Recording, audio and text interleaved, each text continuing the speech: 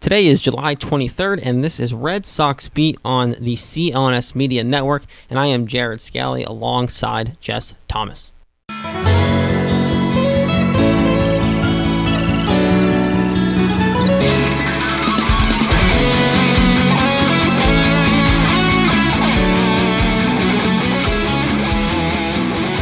right, welcome in, Red Sox Beat here on CLNS Media, of course, the leading online provider of audio and video coverage for your Boston Red Sox. On Twitter at Red Sox CLNS, Facebook Red Sox Beat Podcast.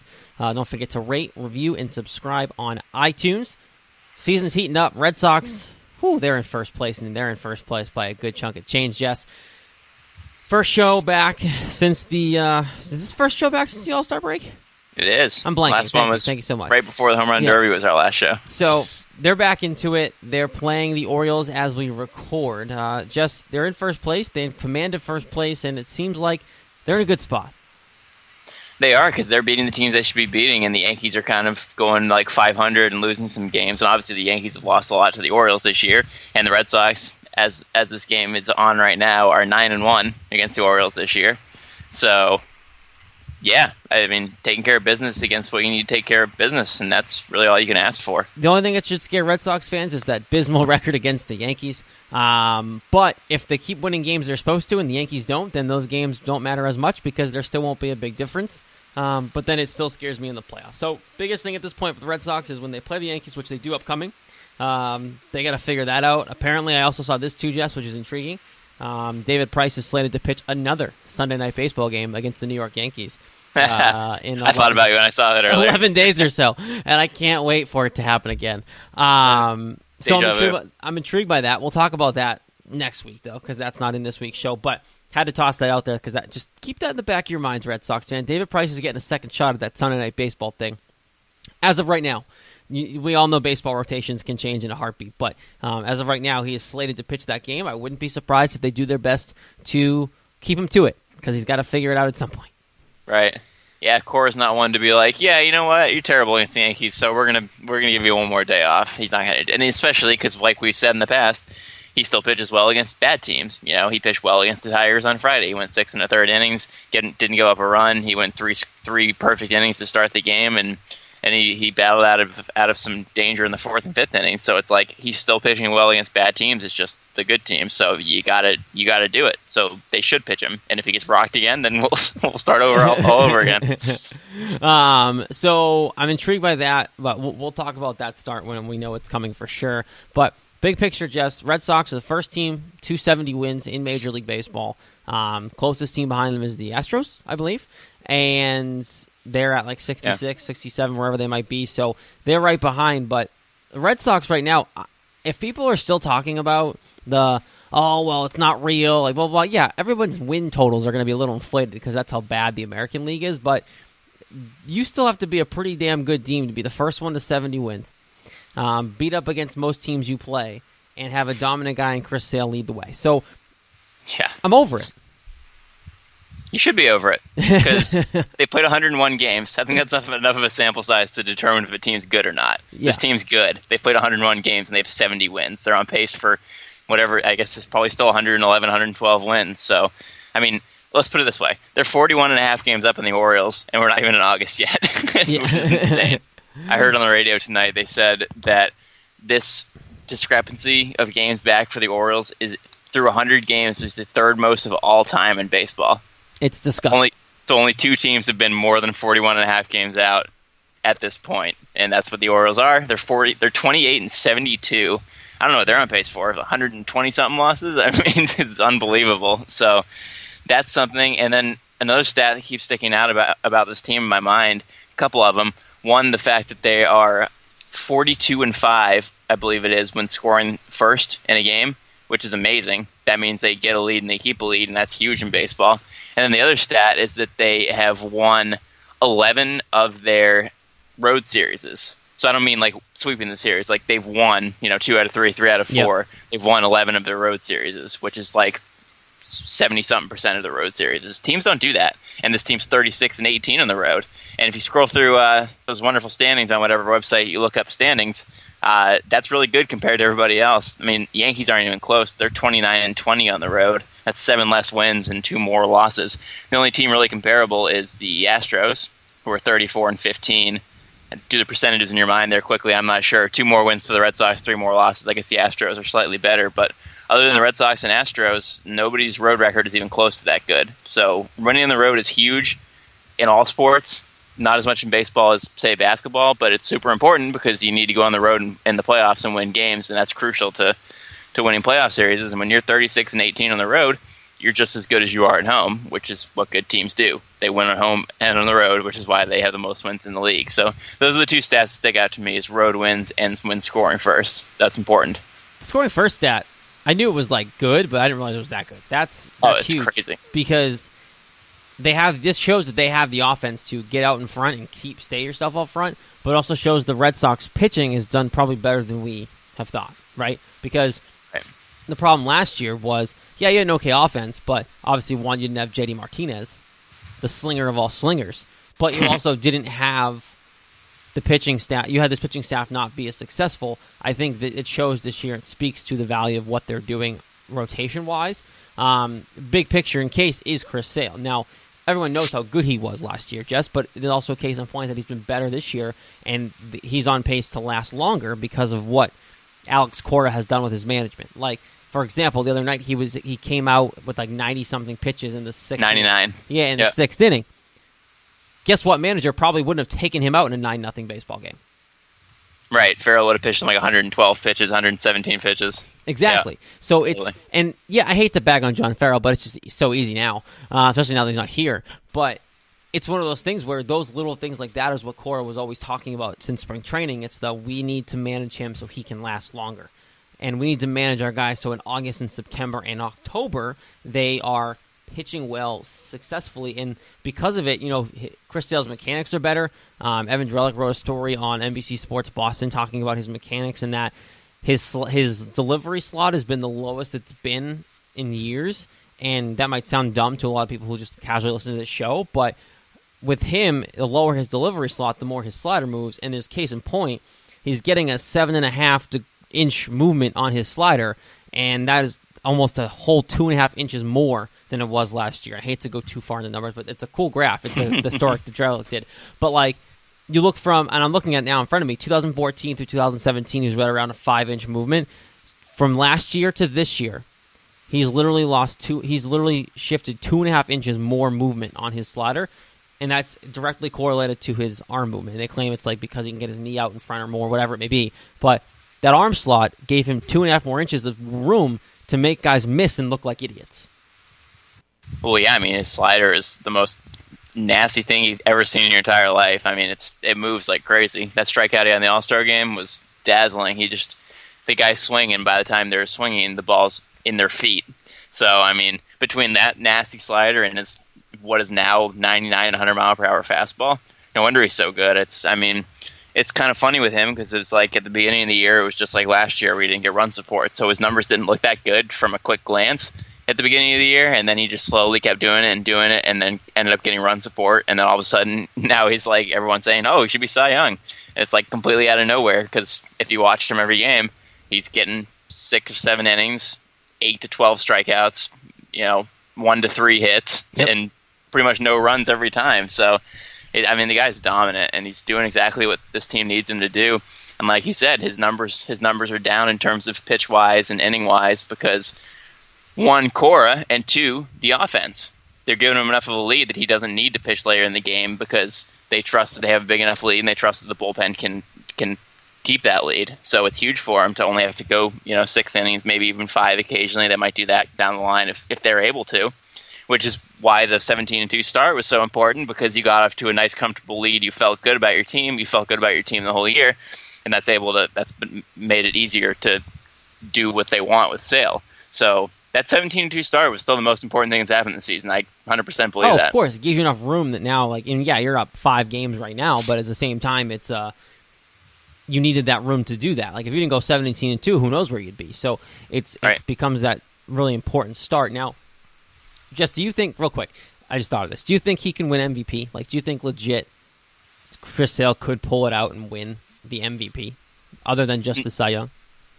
No, because his teammates are too good. Yeah, fair. No, his ERA and strikeouts are certainly good enough to be MVP, but I don't think he has the record at this point to get that. I don't think that will get noticed enough, and I don't think that he's had it. Unless he literally pitches like 7 innings, 1 hit, 10 strikeouts, no runs, every start the rest of the season, then yeah, you can definitely talk about it. But unless that happens, I don't think that his numbers are going to be good enough from a pitching standpoint to be better than Betts or Martinez at this point, because their numbers are off the charts. You have a guy named Mookie on your team. You're not going to be better than him. And I think Chris Sale is pretty much the runaway favorite at this point for the Cy Young, but also he was last year too and then fell apart. So hopefully this new chain around thing helps, because last year we were saying the same thing for a while and then he fell off. So hopefully the core of management helps here. Other than pitching note, we are getting Drury Pomeranz back. He's starting Tuesday as we record this. So you could already know how he did, but he pitched well last week against Charlotte. He went no runs on 1 hit over 6 innings through 69 pitches. I think 40-ish of them were strikes. But that being said, he's just saying the whole point of this has been, I need to relax. It's my time to pitch. I need to go and pitch. But you know what? You got to pitch because we need you at this point. The Red Sox right now, Erod's probably done for the year, if not for a long time. Maybe in the back end of the year. You have a guy in Rick Porcello who you're not always sure what you're getting at this point, which is more of what we always thought he'd be. But then you have a guy in Chris Sale who's dominant, David Price, and who the hell knows. He's good for most times, but then he gets to the Yankees or anything near the cold, bitter weather of fall, and he craps himself. So you need Drew Pomeranz to be what he was last year, or somewhat like that. Now, maybe he's healthy, maybe he's going to stop thinking about it, and he comes back and pitches well. That's what you have to hope for, Jess, because he's had the rehab, he's had his time. The Red Sox are up 5 games as we sit here and record this show. They need him to come in and help shut the door on some of these teams, especially the Yankees. Yeah, honestly, this could be one of the most important things that happens this year, because the fact that he has now gotten this rest because he's been on the DL and hasn't pitched in quite a while, even though we thought it was a phantom injury at the time, which it still may have been, and they've just been easing him back. But the fact that they've played 101 games and he hasn't really pitched that much, I mean, that could be huge, because you get him back, he's fresh earlier than everybody else, and like you said, if he can be like what it was last year, or even like half of what he was last year, then you're getting a really, really good pitcher in your lineup, which they need now, because they basically have 4 starters at this point. One of those is Brian Johnson in the current status of the injuries. So him fresh for the last couple months of the season, if he's anything like he was last year, then that could be huge. I mean, you hate injuries, but this team's dealt with injuries so well this year, and they've just had people fill in brilliantly the whole year. I mean, that's been one of the main things of this year, is just how they haven't skipped any beats when anybody's gotten hurt, because there's been a pretty decent amount of injuries, but they've made it possible to make it through. Having a great record helped that, of course, as I've said. But injuries sometimes can be a blessing in disguise, because guys get hurt, they miss some time, it's a really long season, they come back and still get to pitch for part of the season, and they're fresher than the guys who played all season. So really, it's not a terrible thing, and if he can be any remotely good in any way, then it's going to be huge for this team. So maybe a blessing in disguise. He said he's trying to relax. He stopped worrying about a lot of things and just kind of worried about his release point. He said that he had backed off a little bit. Quote, "I was too worried about the velocity. At the end of the day, if you're throwing 95 and getting lit up, what does it matter? I just focused on making pitches and getting my release point out front." Then he went on to say last year he was throwing 95 and didn't need to, and then he towed it back and did the same thing. So maybe, it's a repeat. Maybe he's realizing that, because Drew Pomeranz has got some stuff. Like, his secondary pitches move. Not Chris Sale movement, those 7.5 inches of slider, but it moves. So he doesn't have to throw 95. Like he said here, you can throw 90, 91 and be effective if you're Drew Pomeranz. So maybe that's what he needs to focus on. But it looks like, just to me, whether he sat down and realized it or the coaching staff helped him realize it, which should have been their job in the first place, I think that I have confidence in Drew Pomeranz because of the fact of, one, we saw him do it last year, healthy, and now they're claiming again he's healthy, and now he's realizing of what he was doing wrong. You can only hope that sounds like a recipe for success. I don't see any holes in that unless they're just blowing smoke up our asses. Yeah, every time in his career that he's been healthy, he's pitched well. So that's got to make you feel good as a fan, obviously. I think that really with baseball, I mean, it's tough. It's tough to keep the same mechanics, all the time. Things happen. You you get an injury and you change the way you're pitching because of that injury, even if you're still pitching. Guys pitch through stuff. Same with hitting. Same exact thing. I mean, you change something hitting and then realize that you need to adjust how you're doing things because you're not doing it the same way you were doing it when you were good.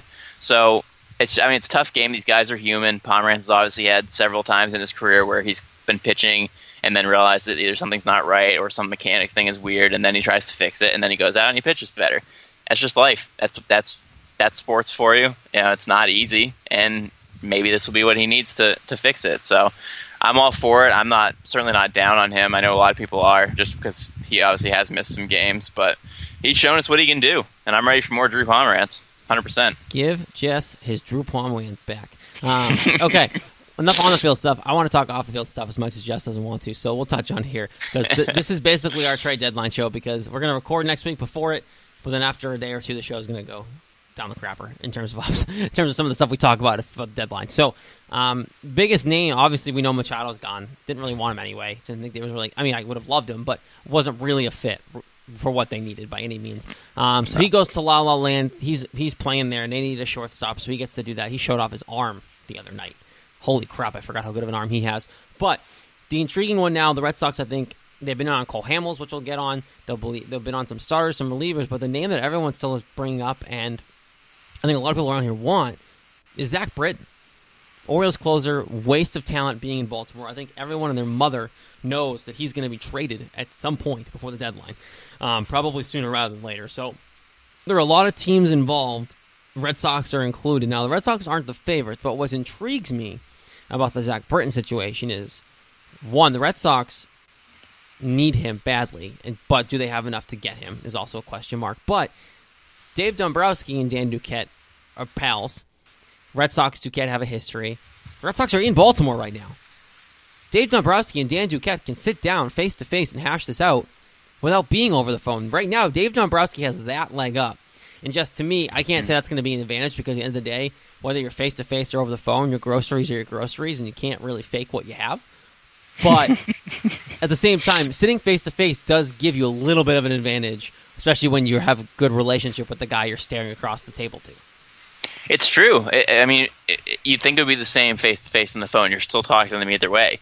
But on the phone, you're not looking at them. You can kind of think about what you're going to say before they finish what they're saying, and you can kind of anticipate what's going to happen. But face to face, they're staring at you to come out at you with something, some kind of deal or whatever, or a possibility or proposal, and you're staring them in the face. So you can't pause for a minute or look away, or you got to look them right in the eye and be like, yeah, let's do that, or no, let's not do that. So it's a little bit different, and maybe Dave Dombrowski's a pretty smooth dude. He's a good-looking dude. He speaks well, and I think sit there with Duquette and maybe make him believe something about his team that he can get him to do a trade. It's a little bit different. It's face-to-face is what's up. It's intriguing. Alex Cora has come out and said he's happy with what he has. I don't believe that wholeheartedly. I know he knows he has a hole in the bullpen. Now, Thornburg has been better.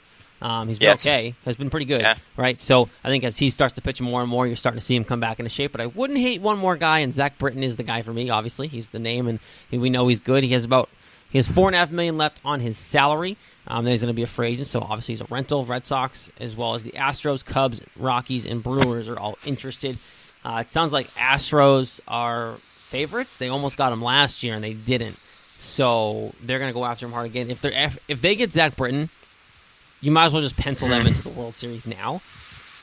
Because I legit already think they're a wagon, and I don't think you have the pitching to beat them right now.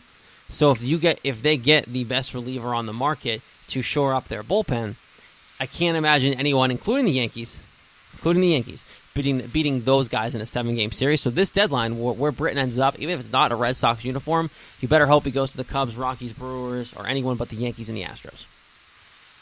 Yeah, that would be scary if he was in the Astros. They're good enough already. But a lot of people say about the Red Sox, they would probably say the same thing. Well, if they get him, they're already the best team in the league. So, yeah, it's big. 2 years ago, the guy was the best pitcher in the league. He was 47 saves with a .54 ERA. He finished 4th in Cy Young as a closer, 11th in MVP. And there were some hardcore arguments for him, too. It wasn't a distant 4th. People were sincerely on that, give him the MVP train as a closer.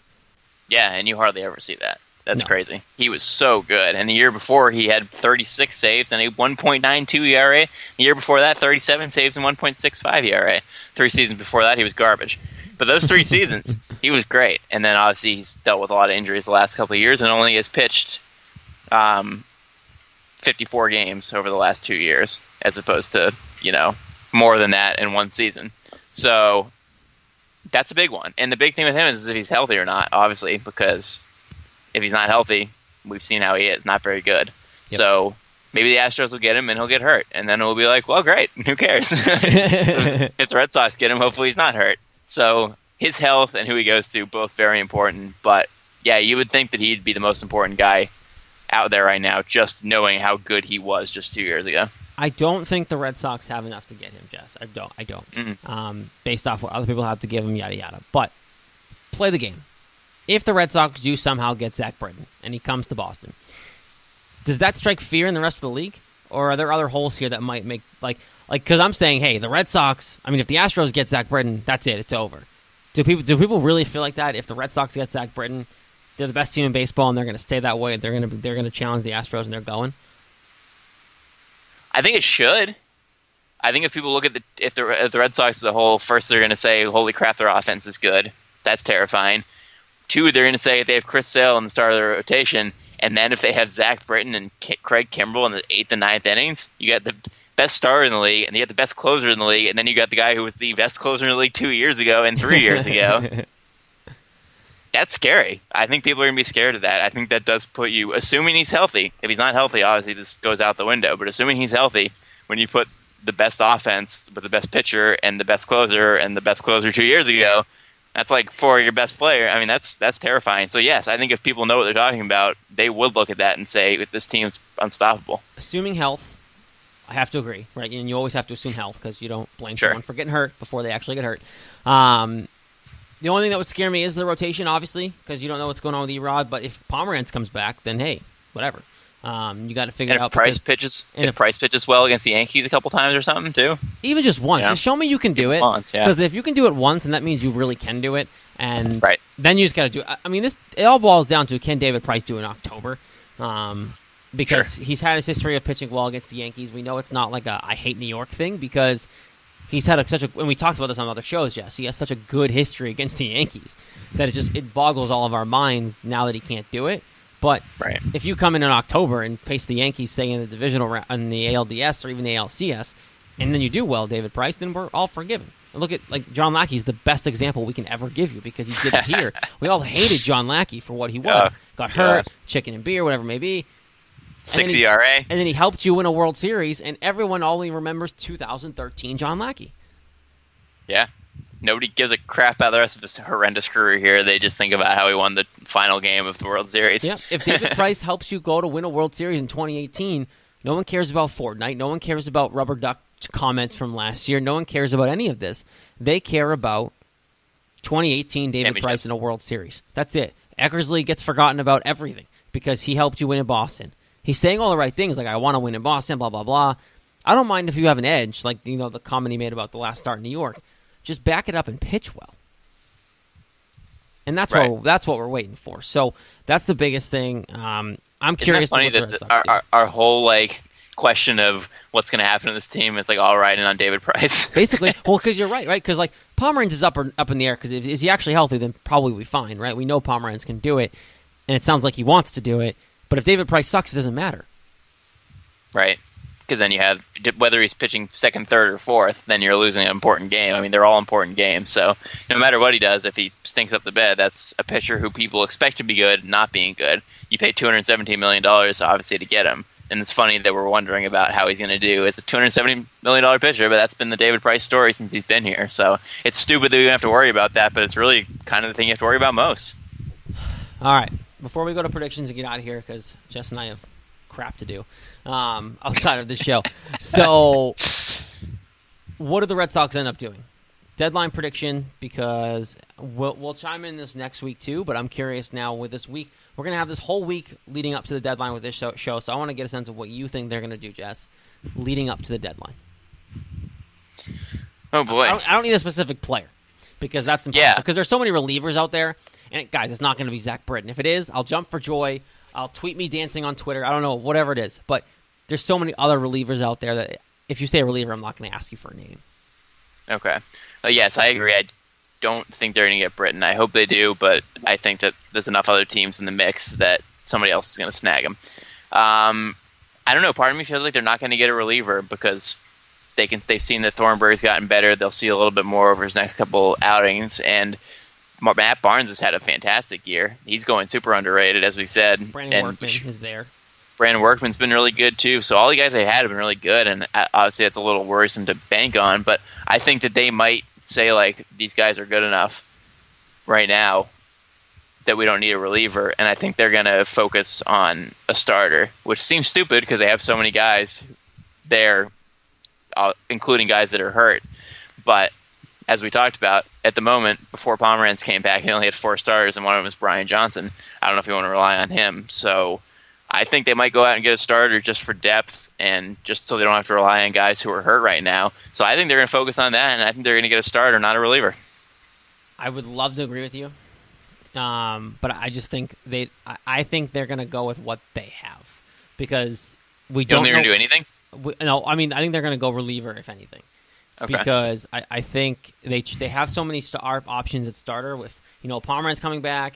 I think they believe that Erod's going to be back before the end of the year, even though I don't think so. So if they bank on that, then that's another guy they hope to come back. Stephen Wright's still in the mix. Maybe you start Brian Johnson or Hector Velasquez. You have other. I think they have enough guys that they're going to go. We have no farm system as it is, guys.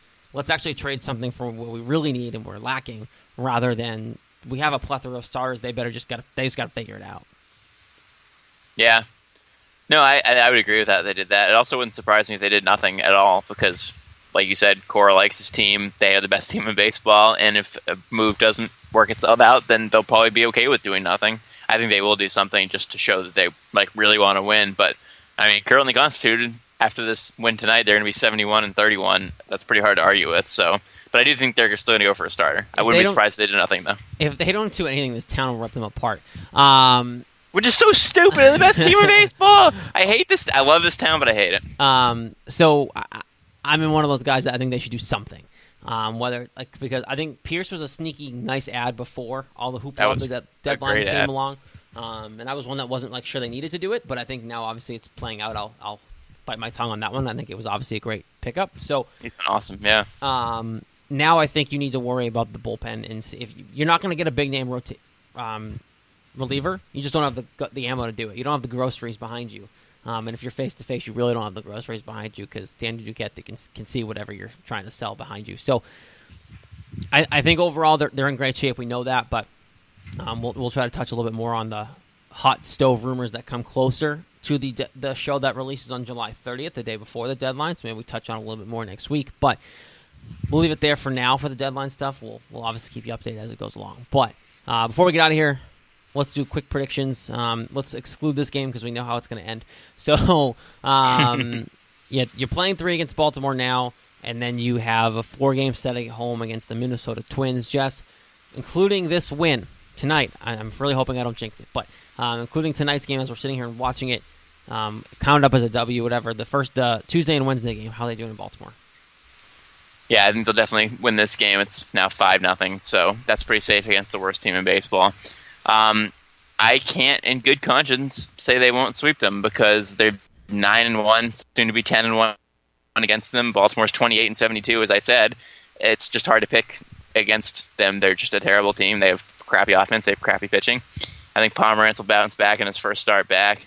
So I don't see any way they don't sweep them, like always. You? Yeah, they're so bad. They're so bad. They're so bad. I don't even know how else to say it. They're just so bad. And now they gave up Machado. It's they're even worse than the 41.5 games or whatever it is they're behind you. So because their good players that they have left aren't even good anymore. Like Chris Davis absolutely blows. Adam Jones is still okay on the right team. He's not like a bona fide star anymore. I think Adam Jones could be still good for a team. Right. I'm surprised that they're not thinking about trying to deal him, so who knows. But I have them sweeping Baltimore. I think that's even a question. 4 against Minnesota. I'll let you go first. I'm curious what you think. I know what I'm going to say, but I'm curious what you think. Yeah, this one's weird because they're like not good, They're not but like bad. they should be good, but they're not. I don't know. They're a strange They have team. the roster, like the talent to win games. And they were good last year. Yeah. Like they were really good, but they're 44-53, and they're a garbage road team, 15-31 on the road, and that happens to just be right where they're playing against the Sox. 4 games on the road at Fenway. So, I mean, this team's awesome. They don't lose much. They just keep winning. So I'm saying 3 out of 4 against the Twins. This is not like me, Jess. This isn't like me. They're sweeping the Twins. Whoa, 7-0. Like they're not good enough already. They're going 7 because, Jess, look, Baltimore we know, and the only wild card in that Minnesota series for me is Brian Johnson's start. That's the only one that I even hesitate looking at. But and that's including Pomeranz. Pomeranz is the guy this week that gets 2 starts. So I think that the Twins are bad enough that the Red Sox can go in with those guys with the offense they've been going. And it's at home, and we all know this Red Sox team likes to play at home. So all that factored in, the way they're playing right now, and they're going to sweep the Minnesota Twins. 77-31 after this. God, is this team ever? This team's going to win 120 games. They might. They keep predicting the way we're predicting. And, 77 wins if my predictions come right before the last weekend in July. So that would be quite insane. And then you go couple with the Phillies, and you have a big series against the Yankees, which we'll touch on next week in next week's show. But if they go 7-0 this week, they're going to be like 8 games up on the Yankees. I know, because the Yankees are just going to keep losing. Because look, if you look at the let's just pop over here real quick because we can. Yankees schedule, they're playing the Mets at the moment, and then now they're playing Tampa because they just had that game postponed against the Mets. So they split with the Mets so far. They're playing 3 against Tampa and 4 against Kansas City. So they have just as much of a garbage schedule. Then they got to play 2 against Baltimore when you're playing Philly. But they struggle against Baltimore, so who knows? And Sonny Gray's pitching, so at least lose that game. And then I'm interested to see how they do against the Royals. Yeah, me too, to be honest. Because they're awful. And then they come to town. Fenway Park, Boston Red Sox, Yankees showdown 4-game series. That series could mean a lot because if you split, or I think anything but a split, we'll talk about it, but anything but a split is anything worse than a split is a failure. I think a split's okay. Well, yeah, split's fine because if you're already up between 5 and 8 games, which we hope they are, then you're not losing any ground, and time's ticking away in the Yankees. Yeah, exactly. But it'll be intriguing because you do end the season at home at Fenway, 3-game series, so it could come down to that. We'll see if those games matter. Yeah, we'll see if those actually matter. So we'll leave it there. Don't forget on Twitter at Red Sox CLNS. I'll send Jess back to doing his dishes. Facebook Red Sox Beat podcast. Don't forget, rate, review, subscribe to us on iTunes and all the good mumbo jumbo that we have out there on social media. CLNS Media on Instagram, on Twitter, on Facebook, the mobile podcast app. A lot of good ways to listen to us nowadays. So check it all out. We'll be back next week talking the up-to-date trade deadline rumors, as much as Jess will hate that, next week here on Red Sox Beat. But for Jess, I am Jared Scala here. We'll be back next week.